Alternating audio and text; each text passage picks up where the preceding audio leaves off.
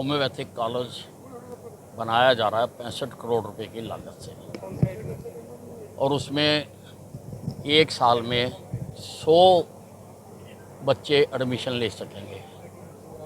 अब किसी भी कॉलेज में एडमिशन लेने के लिए उसका कम से कम 2 साल पहले से अस्पताल चलता होना चाहिए। इसलिए ये यहाँ पर एक कम्युनिटी हॉल था जो मैंने बना के दिया था, उसमें अब ये अस्पताल स्थापित कर दिया। उससे सारे अम्बाला कैंट को भी और इस क्षेत्र के लोगों को भी इसमें बहुत फ़ायदा होगा, क्योंकि सारी सुविधाएं हमने यहाँ पर दी है। ये 20 बेड का अस्पताल है, 2 प्राइवेट रूम्स भी हैं, डिलीवरी रूम भी है, यहाँ पर डिलीवरियाँ भी कराई जाएंगी, माइनर ओटी भी है इसमें। अब होम्योपैथी काफ़ी एडवांस हो गई, वो भी यहाँ पर है। एक्सरे की मशीन इसमें लगने जा रही है और अल्ट्रासाउंड की मशीन लगने जा रही है। तो यहाँ पर एक बहुत बड़ी ये लोगों को, आसपास के लोगों को बहुत बड़ा फ़ायदा हो जाएगा। देखिए, अभी तो ये सारी बातें जो हैं अब ये कहाँ से आ रही हैं मुझको मालूम नहीं है।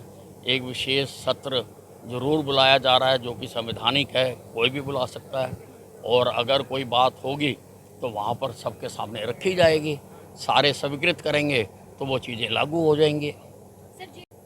राहुल गांधी जी तो भाग्य बार, और ब्रसल में वो प्रेस वार्ता करके और बीजेपी के खिलाफ विष उगल रहे हैं। तो ये कहाँ से सीखा है?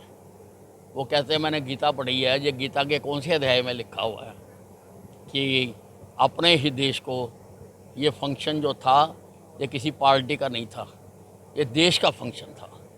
और इतना सीना चौड़ा हुआ है, इतना गर्व होता है कि विश्व के बड़े बड़े नेता आकर उसमें शामिल हुए।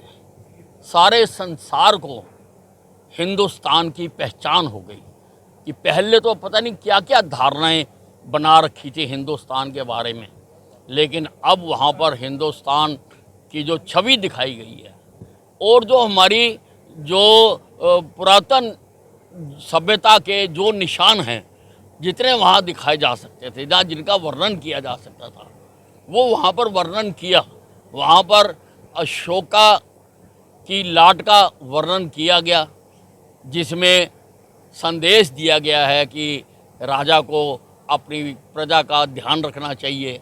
उसी प्रकार से वहाँ पे कोणार्क के टेम्पल का वो पहिया, जो सूर्य रथ का पहिया है, जिसमें कि 12 घंटे और 24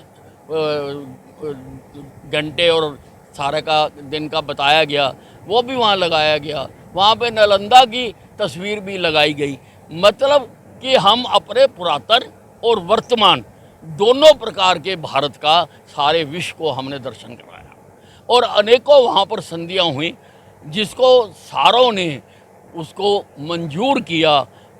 जैसे ये कॉरिडोर बनेगा, इकोनॉमिक कॉरिडोर, जो यहाँ से इंडिया, सऊदी अरब और यूरोप के बीच में बनेगा, उससे बहुत ज़्यादा लाभ होने वाला है।